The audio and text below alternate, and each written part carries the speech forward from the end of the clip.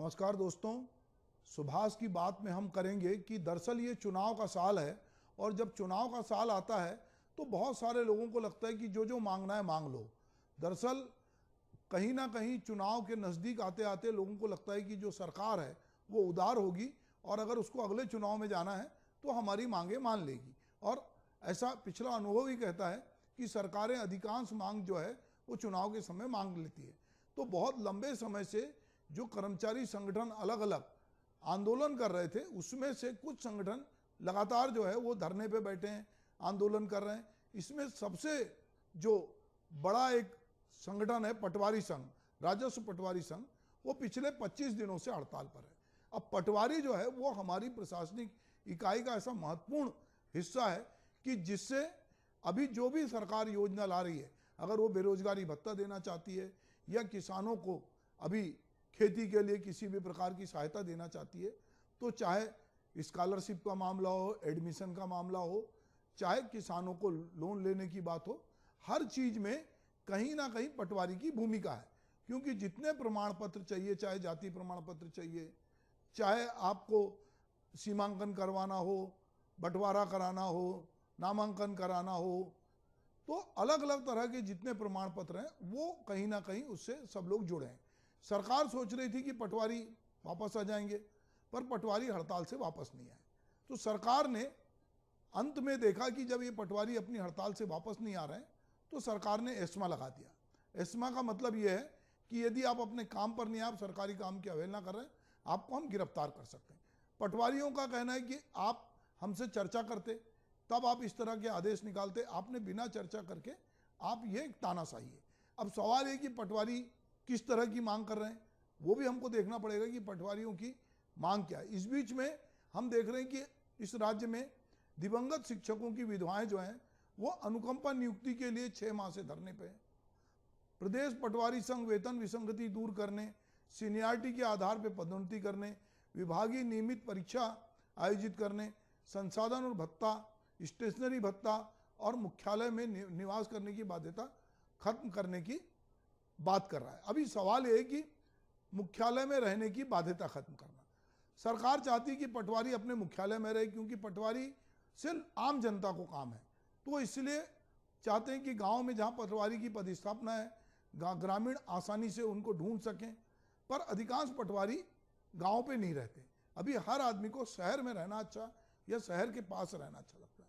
अब सरकार जो ग्रामीण इकाई है जिसमें सरपंच, जो चुने हुए प्रतिनिधि हैं, पंच, सरपंच, ये सब तो गांव में रहते हैं।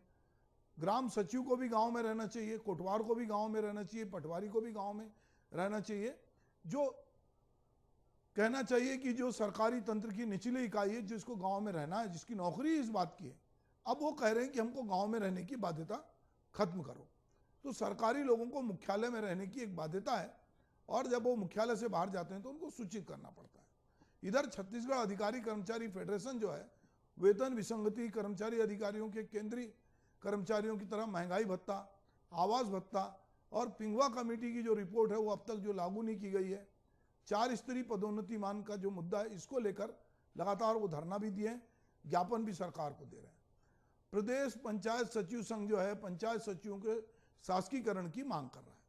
सामुदायिक स्वास्थ्य अधिकारी संघ जो है नियमितीकरण होने तक समस्त कर्मचारियों को 62 वर्ष तक नौकरी की सुरक्षा देने की बात कर रहा है। 25,000 रुपये वेतन और 15,000 रुपये कार्य आधारित वेतन, गृह जिले में स्थानांतरण की सुविधा, मानव संसाधन राशि 2018 एवं नियमानुसार ईपीएफ काटने की बात कर रहा है। ये तो कुछ जो अभी आंदोलन चल रहे हैं मैंने उनकी बात की, पर सबसे महत्वपूर्ण आंदोलन पटवारियों का है। और पटवारी कह रहे हैं कि साहब आप हमसे बात नहीं कर रहे हो, आप एस्मा लगा रहे हो। और पटवारियों के समर्थन में तृतीय वर्ग कर्मचारी संघ और बाकी संगठन आ रहे हैं और धीरे धीरे फेडरेशन से भी ये मांग की जा रही है कि फेडरेशन भी इसमें हस्तक्षेप करे और पटवारी भी अडिग है कि वो हम हड़ताल जारी रखेंगे। सरकार ने पटवारियों के पास में जो कोड नंबर होता है, जो वो जिससे कि आजकल इलेक्ट्रॉनिक सिस्टम हो गया है, तो ई गवर्नेंस के समय में पटवारियों के पास जो लॉगिन का सिस्टम था वो तहसीलदारों को दे दिया। पर तहसीलदार की भूमिका अलग है, नायब तहसीलदार की भूमिका अलग है, राजस्व निरीक्षक की भूमिका अलग है, पटवारी की भूमिका अलग है। ये सब मिलकर जो है राजस्व मामलों का निपटारा करते हैं। अब अगर हम देखते हैं कि पटवारी की हड़ताल का मोटे तौर से किन किन बातों पे असर पड़ रहा है, तो पटवारी संघ के जो प्रदेश अध्यक्ष हैं भागवत कश्यप, उनका वो कहना है कि सरकार हमसे बात नहीं कर रही है। तो अभी पटवारियों ने कह दिया है कि हम एस्मा से डरते नहीं हैं, उन्होंने काम पे जाने से इनकार किया है। अब सरकार कह रही है कि यदि आप काम पे नहीं आओगे तो हम आपकी गिरफ्तारी करेंगे। अभी सवाल ये है कि सरकार और जो सरकारी कर्मचारी, इनके बीच में एक राज्य स्तर पर समिति होती है जो मुख्य सचिव की अध्यक्षता में होती है। चीफ सेक्रेटरी जो है वो बुलाते हैं बैठक, पर वो बैठक जो है होती नहीं है। अगर होती नहीं है तो कर्मचारियों की क्या दिक्कत है, कर्मचारी किस बात से जूझ रहे हैं, बाकी डिपार्टमेंट के जो सेक्रेटरी हैं वो क्या कौन कौन सी फाइल दबा के रखें, ये पता नहीं चलता। तो ये जो समन्वय समिति थी, अधिकारी कर्मचारियों की एक समन्वय समिति थी, राज्य स्तरीय परामर्शदात्री समिति उसको कहते हैं। इसी तरह जिला स्तर पर परामर्शदात्री समिति होती है, इनकी बैठकें होना चाहिए। ये बैठकें नहीं हो रही है, तो जो एक गैप है, जो संवादहीनता है, वो संवादहीनता बनी हुई है। और अब लोगों को लग रहा है कि आप सरकार जहां भी जा रही है वहां पे सरकार बहुत सारी घोषणाएं कर रही है। अभी आंगनबाड़ी कार्यकर्ताओं के लिए सरकार ने 10,000 रुपए तक का मानदेय तय किया और बहुत सारे छोटे कर्मचारियों को सरकार ने उनकी मांग मानी। तो लोगों को लग रहा है कि जब इनकी बात मानी जा रही है, लोगों को लग रहा है कि जो संविदा शिक्षक थे उनको नियमित कर दिया गया, तो संविदा कर्मचारियों के बारे में सरकार क्यों नहीं निर्णय ले रही।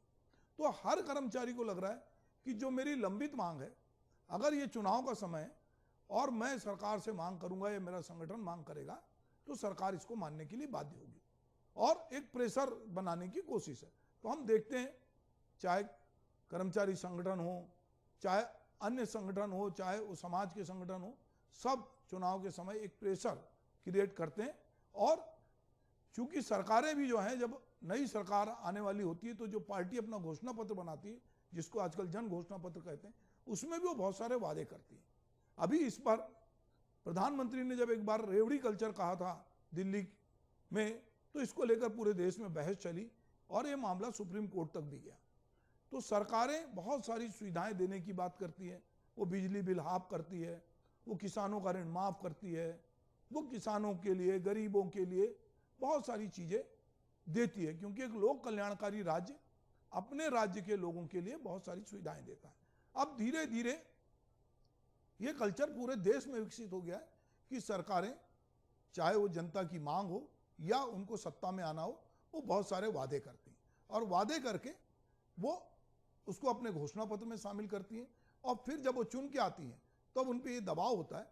तो लोग सोचते हैं कि ये पहला साल है, अभी दूसरा साल है, पर अंतिम साल आते आते लोगों का धैर्य टूटने लगता है। और ये बात ऐसी नहीं है कि पटवारी ये बात अभी से कर रहे हैं, पटवारियों की ये जो मांग है, ये मांग पुरानी है। अब अगर हम इनकी जो मांग है, जो 8 सूत्री मांग है, जरा उस पर गौर करें तो वो कौन सी मांग है। वो कह रहे हैं कि साहब आप हमारा जो है, जो हमारे रिक्त पद हैं उसकी भर्ती की प्रक्रिया जो है, या उसमें जो प्रमोशन करना है, तो आप सीनियरिटी के आधार पे आप प्रमोशन करो। राजस्व निरीक्षक जो बनाया जाता है वो सीनियरिटी के आधार पे करो। दूसरा वो कह रहे हैं कि जो हमारा पे स्केल है उसको आप सुधारो, जो हमारी वेतन विसंगति है उसको सुधारो।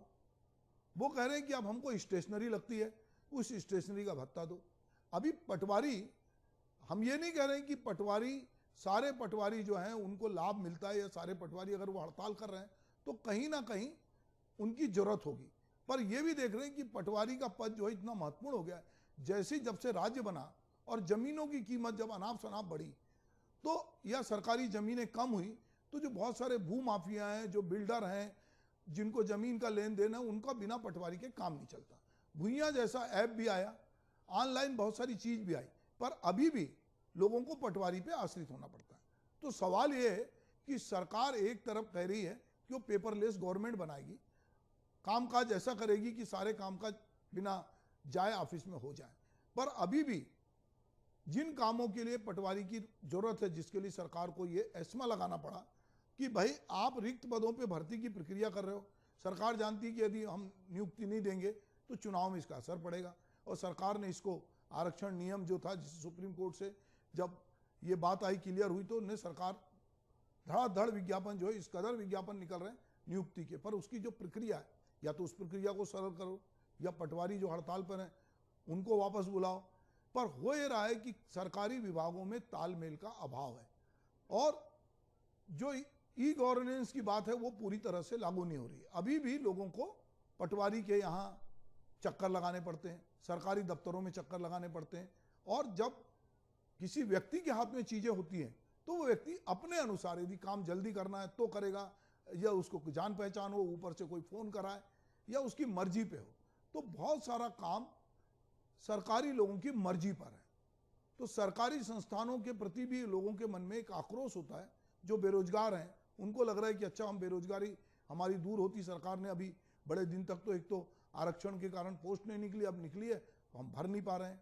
किसान को लगता है कि अब बरसात आने वाली है, आज केरल में मानसून भी आ गया है, कि मुझे अब कृषि ऋण चाहिए, मुझे बीज का ऋण चाहिए, मुझे खाद का ऋण चाहिए, मुझे अपनी जमीन का सीमांकन कराना था, मुझे बंटवारा कराना था, और पटवारी महोदय हड़ताल पर है। तो कहीं ना कहीं पब्लिक जो है वो इससे परेशान हो रही, और राजनेताओं को बहुत देर से लगा, 25 दिन हो गया, इस मामले को तत्काल निपटाना चाहिए था। 25 दिन तक लोग, अब 25 दिन बाद सरकार ने एस्मा लगाया। इस बीच में ये बातचीत के जरिए भी हल हो सकता था। बहुत सारी, अगर स्टेशनरी, पटवारी को यदि स्टेशनरी लगती है तो वो स्टेशनरी सरकार को देना चाहिए, अगर उसको कंप्यूटर लगता है तो सरकार को देना चाहिए, वरना पटवारी इसके नाम पर वसूली करेंगे। वो लोगों से कहेंगे जाइए स्टेशनरी लाइए, जाइए उसके यहाँ से जाके आप नकल वो निकलवाइए। तो ये जो बहुत सारी चीजें सरकार के स्तर पर, और जब वेतन विसंगति है जिसके लिए पहले कमेटियां भी बन चुकी हैं, उन कमेटियों ने जब सरकार को सुझाव दिया है तो जो जो वेतन विसंगति हो सकती है उसको दूर करना चाहिए। तो इस समय जो देश का खास करके शासकीय अमला है, जो संगठित अमला है, उसको लगता है कि अब चुनाव का वर्ष है और हमको चुनाव के वर्ष में अपनी मांगों को पूरा कराना है। तो मोटे तौर पे हम देखते हैं कि उन्होंने कहा है कि हमारी 2800 की जो ग्रेड पे है उसको, वो उसकी वेतन विसंगति दूर करके आप जो है उसको ठीक कीजिए। इसके अलावा और जो छोटी छोटी मांगे हैं, कि जो कह रहे हैं कि पटवारी की जो भर्ती की प्रक्रिया उसमें योग्यता ग्रेजुएशन करो, तो ये कौन सी बुरी बात है कि अब जब शिक्षा का स्तर बढ़ गया है और वो कह रहे हैं कि आप भर्ती के लिए ग्रेजुएशन करो, वो कुछ प्रमोशन की बात कर रहे हैं। तो एक पटवारी को या किसी भी कर्मचारी को यदि वो शहर में मकान लेता है और उसको मकान भत्ता उतना मिल जाए जितने में मकान मिलता है, अगर उसको स्टेशनरी लगती तो स्टेशनरी मिल जाए, यदि आपने ई गवर्नेंस लागू किया तो उसको कंप्यूटर मिल जाए। तो कुछ चीजें ऐसी हैं, तो कुछ मांगे तो सरकार मान सकती, पर हाँ, अगर वो कहते हैं कि हमको मुख्यालय में मत रहने दो, तो ये मांग हो सकता है कि जायज ना लगे, पर बहुत सारी मांग पटवारी संघ, जो राजस्व पटवारी संघ कर रहा है, वो जायज है। इसी तरह बाकी कर्मचारी संगठन जो मांग कर रहे हैं, सरकार को बिना विलंब के संयुक्त परामर्शदात्री समिति की बैठक, चाहे चीफ सेक्रेटरी की अध्यक्षता वाली, तो राज्य स्तर पे कलेक्टर की अध्यक्षता में, कमिश्नर की अध्यक्षता में करके कर्मचारी संगठनों की जो मांग है और जो जायज है, जिसमें बहुत वित्तीय भार नहीं है, उनको दूर करना चाहिए। वरना अभी ये 4 महीने इसी तरह के आंदोलन चलेंगे और जनता इसमें पिसेगी, और निश्चित रूप से जो सरकारी लोग हैं उनके प्रति भी जनता के मन में एक आक्रोश का भाव आता है कि ये जानबूझ के हड़ताल कर रहे हैं। तो ये पूरी चीजों को एक संवेदनशीलता के साथ, समग्रता के साथ देखने की जरूरत है, और जो छोटी छोटी निर्णय हैं जो सरकार के स्तर पे हो सकते हैं, ये टाल मटोल करने की बजाय इन निर्णय, जब मुख्यमंत्री ने खुद इसको संज्ञान लिया तब जाके सरकार के अफसर चेते हैं, और मुख्यमंत्री ने जब इस पर नाराजी जाहिर की तब जाके एस्मा लगाने की बात हुई। तो सवाल ये कि एस्मा लगाने की नौबत क्यों आई? वो कर्मचारी आपके हैं, वो आपका अभी चुनाव होगा तो यही पटवारी चुनाव संपन्न कराने के लिए जाएंगे, यही राजस्व निरीक्षक संपन्न कराने जाएंगे, यही अधिकारी, यही लिपिक, सारे लोग चुनाव में काम करेंगे। पर सरकारी स्तर पर यदि इनकी मांगे नहीं मानी जाती और लोगों को लग रहा है कि बाकी सब तबके की मांग, चाहे किसी समाज की हो, किसी वर्ग की हो, किसान की हो, आंगनबाड़ी कार्यकर्ता की हो, अलग अलग वर्ग की मांग जब मानी जा रही है तो हमारी मांग को भी मानना चाहिए। तो दरअसल ये चुनाव का साल है, तो चुनाव का साल दरअसल आंदोलनों का भी साल होता है। इसमें एक तरह की बयार बहती है जिसमें लोगों को लगता है कि ये चुनाव है, और वो यही हम कहते हैं कि मौसम आया रे, चुनाव का मौसम आया रे, मौसम आया रे, तनाव का मौसम आया रे। तो ये मौसम चुनाव का है, ये मौसम तनाव का है, ये मौसम मांगों को पूरी करने का है, और लोगों को लगता है कि अभी अगर अभी हमारी मांग पूरी नहीं हुई तो कब होगी?